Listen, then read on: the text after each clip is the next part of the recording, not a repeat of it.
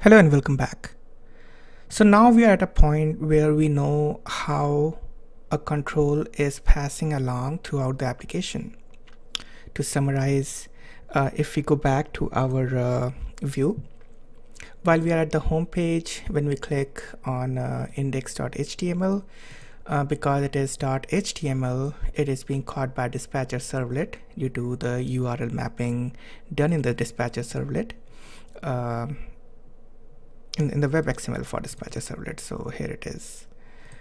For the servlet is .html, so URL mapping done for that. The dispatcher servlet catches it, and dispatcher servlet then tries to find an appropriate controller for this particular request mapping, and it happens to be in index.html/index. Then when we are in /index, we are auto wiring some services over here.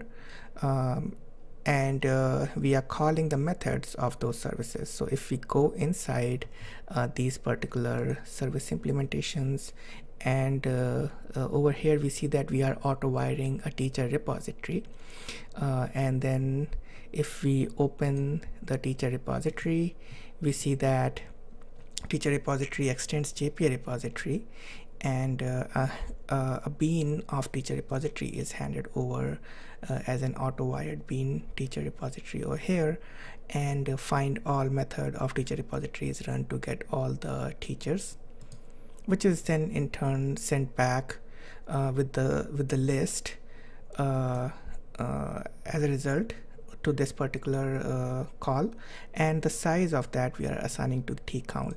And this is how we are doing it for each and every call to a controller.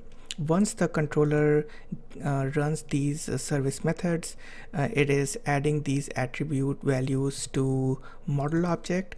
Then the model object always gets passed to the view, even though we are not specifically passing it. Spring does that magic in turn for us, and it passes it to the view.